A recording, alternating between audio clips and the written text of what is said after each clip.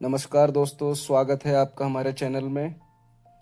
जैसा कि अभी तक हम जान चुके हैं, विज्ञान भैरव तंत्र का प्रयोग करने के लिए हमें तंत्र के नियमों का पालन करना होगा। और तंत्र जो कि कोई दार्शनिकता या फिलॉसफी का विषय नहीं है, बल्कि संपूर्ण रूप से एक वैज्ञानिक विधि है, वैज्ञानिक तकनीक है, और उन्हीं का हम प्रयोग करेंगे। इससे पहले कि मैं आपको प्रथम विधि के बारे में बताऊं, आपसे कुछ बातें शेयर करना चाहूँगा। इसमें सबसे पहली बात यह है, कई बार ये कहा जाता है कि विज्ञान भैरव तंत्र की तकनीकों को इस्तेमाल करने के लिए हमें क्रमशः रूप से इनका प्रयोग करना चाहिए। परंतु हमने अपने संशोधन में, हमने अपने रिसर्च में ये पाया है कि हमें उन विधियों से शुरुआत करनी चाहिए जिन विधियों को हमने जाने अनजाने में बचपन से लेकर अब तक कभी ना कभी किसी न किसी तरह से प्रयोग किया है। इसीलिए जो सबसे प्रथम विधि है, सबसे प्रथम टेक्निक है जिनके बारे में हम बात करेंगे, वह है जागरण की, अथवा मनोयोग भी जिसे कहते हैं, और इंग्लिश में जिसे अटेंटिवनेस या अलर्टनेस कहते हैं। तो सबसे प्रथम टेक्निक जिसके बारे में हम चर्चा करेंगे, जिसको हम आपको सिखाएंगे कि आपको कैसे प्रयोग करना है, उससे पहले मैं इंग्लिश में पढ़ूंगा और फिर उसका ट्रांसलेशन आपके लिए हिंदी में करूंगा। तो सबसे पहला जो विधि है जिसके बारे में हम चर्चा कर रहे हैं, वो कुछ इस प्रकार है। So the technique says, attention between the eyebrows,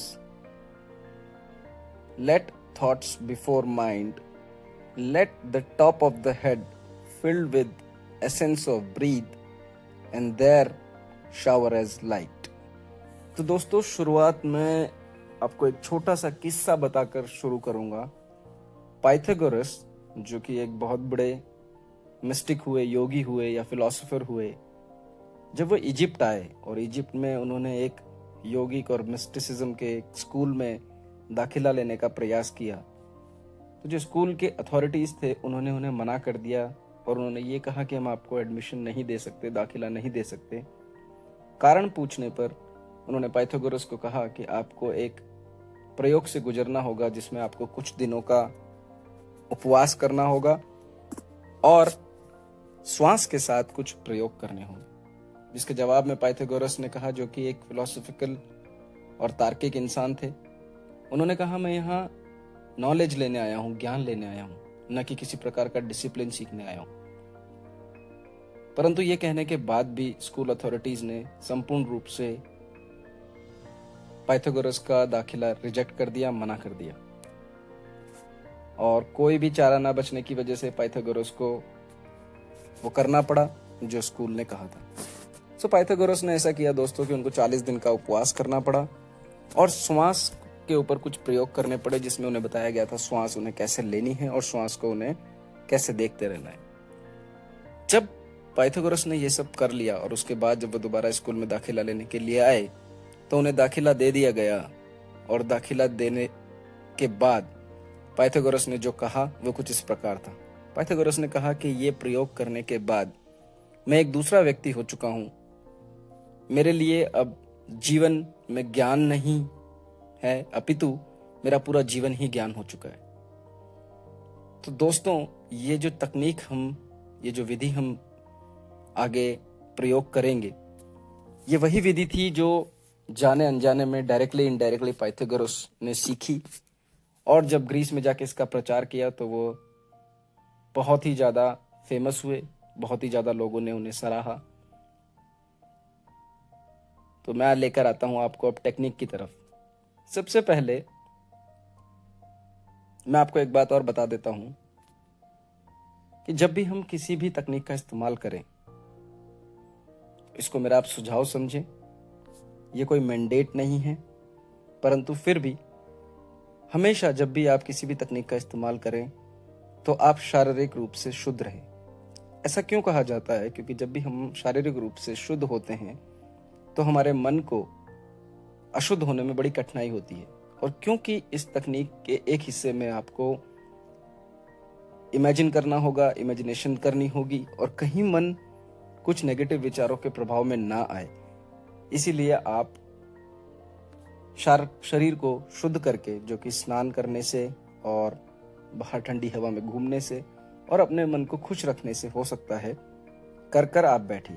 तो सबसे पहले आपको आलती पालती लगाकर बैठ जाना है, रीढ़ को सीधा रखना है और जितना रिलैक्स पोजीशन में हो सके उतना रिलैक्स पोजीशन में आपको बैठना है।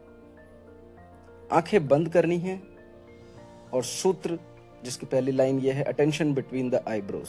दोनों आंखों के बीच में जहां हमारा तीसरा नेत्र होता है, जिस जगह पे हम तिलक लगाते हैं, वहां आपको अपना ध्यान केंद्रित करना है। दोस्तों, मॉडर्न साइंस इस बात को पहले नकारता था, परंतु अब मॉडर्न साइंस भी इस बात को मान चुका है कि जिस हिस्से पर हम तिलक लगाते हैं उसका एक बहुत ही यूनिक, बहुत ही गहरा महत्व है। और वह कुछ इस प्रकार है कि वहाँ एक ग्लैंड होती है, एक नाड़ी होती है जिसको हम पीनल ग्लैंड कहते हैं। और ये नाड़ी सक्रिय हो सकती है जब हम इस पर ध्यान देते हैं। तो जैसे कि एक जर्मन साइंटिस्ट है विलियम रीच, उन्होंने कहा कि जब हम ध्यान देना शुरू करते हैं आंखों के मध्य भाग में, दोनों बाहुओं के मध्य भाग में, तो ये पीनल ग्लैंड के लिए एक भोजन का कार्य करता है।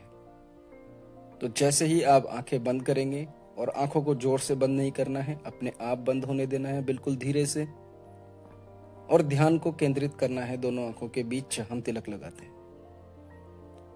जैसे ही आप ऐसा करने का प्रयास करेंगे, आप देखेंगे कि आपका मन यहां वहां विचारों में भटकेगा, आपका मन इधर उधर भटकेगा। तो उसको बचाने के लिए आपको क्या करना है, जब आप ध्यान कर रहे हैं आंखों के बीच में, तो आपको अपनी श्वास पर ध्यान देना है। आपको लगातार ये देखना है कि श्वास आ रही है, पेट के आखिरी हिस्से तक जा रही है और फिर वहां से ऊपर आकर के बाहर जा रही है। श्वास आ रही है और जा रही है।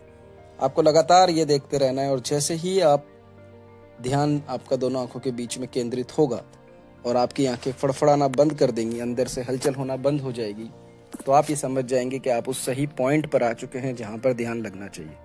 और दोस्तों, ये आपके लिए बड़ा ही अद्भुत होगा कि जैसे ही आपका ध्यान लगेगा और पीनल ग्लैंड खुद इसमें सहायक होगी, अचानक एक परिवर्तन आप पाएंगे। और वह परिवर्तन ये होगा कि जीवन में पहली बार आप विचारों को आते जाते देखेंगे। अभी तक हमारे जीवन में जब भी कोई विचार आता है, हम खुद उस विचार को अपना लेते हैं, हम खुद वो विचार बन जाते हैं। जैसे मान लीजिए आपको घृणा का विचार आया, तो आप खुद घृणा करने लग जाएंगे। आपको क्रोध का विचार आया, तो आप खुद क्रोध बन जाएंगे। तो जीवन में सबसे पहली बार एक ऐसा परिवर्तन होगा जब आप केवल बैठे बैठे विटनेस करेंगे कि विचार आ रहे हैं और विचार जा रहे हैं, और आपको कुछ नहीं सोचना है उन विचारों के प्रति। आपको सिर्फ उन विचारों का एक दर्शक मात्र, साक्षी मात्र बनकर रह जाना है। और जैसे ही आपका ध्यान लगेगा, आंखें फड़कना बंद हो जाएंगी, और जब आप सांस को देखते रहेंगे, तब दूसरा परिवर्तन, बड़ा परिवर्तन जो आप देखेंगे वो ये कि आप उस बहुत ही डेलिकेट और सूक्ष्म वाइब्रेशन को फील कर पाएंगे जो कि हम श्वास लेते हैं तब होती है। अभी तक हम ये मानते आए हैं कि हमारा जीवन ऑक्सीजन से चलता है, जो कि हवा का एक हिस्सा है। हवा के भीतर ऑक्सीजन, नाइट्रोजन और अन्य प्रकार की गैसेज होती हैं। और अब जब हम हवा को ग्रहण करते हैं तो उससे हमारा जीवन चलता है। परंतु दोस्तों, ऐसा नहीं है। बात इससे कुछ गहरी है, और केवल हवा मात्र से हम जिंदगी नहीं जीते।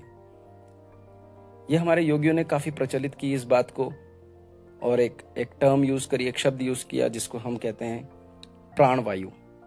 और इसी को न जाने कितने मॉडर्न रिसर्चर्स ने, जिसमें से विलियम रीच भी एक हैं, ये कहा कि हम केवल एयर से, हवा से नहीं जीते हैं, परंतु एक और वाइब्रेशन और एनर्जी है जो हमारे जीवन को